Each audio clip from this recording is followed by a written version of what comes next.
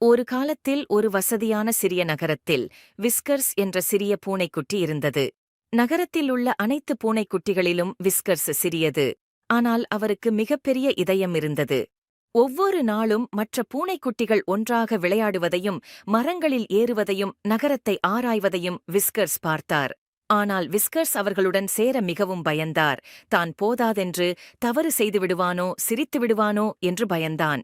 ஒரு சன்னிக்காலை விஸ்கர்ஸ் தனக்கு போதுமானது என்று முடிவு செய்தார்.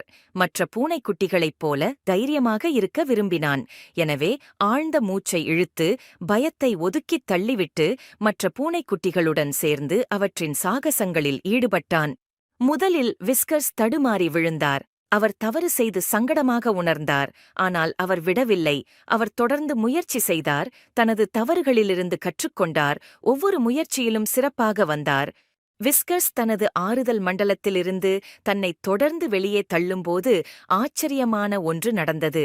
அவர் நினைத்ததை விட அதிக திறன் கொண்டவர் என்பதை அவர் கண்டுபிடித்தார். அவர் நினைத்ததை விட உயரத்தில் ஏறவும் வேகமாக ஓடவும் அதிக தூரம் ஆராயவும் முடியும்.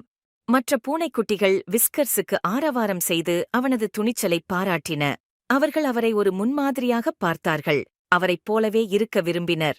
அன்று முதல் விஸ்கர்ஸ் நகரத்தில் துணிச்சலான பூனைக்குட்டியாக அறியப்பட்டது. உண்மையான துணிச்சல் என்பது அச்சமின்றி இருப்பது அல்ல, உங்கள் அச்சங்களை எதிர்கொள்வது மற்றும் ஒருபோதும் கைவிடாதது என்பதை அவர் உணர்ந்தார். எனவே புதிய நம்பிக்கையுடனும் தைரியத்துடனும் விஸ்கர்ஸ் தன்னைச் சுற்றியுள்ள உலகத்தை தொடர்ந்து ஆராய்ந்தார். அவர் என்ன சவால்களை எதிர்கொண்டாலும் துணிச்சலான இதயத்துடனும் உறுதியான மனப்பான்மையுடனும் அவற்றை எப்போதும் சமாளிக்க முடியும் என்பதை அறிந்திருந்தார். Thank you for watching.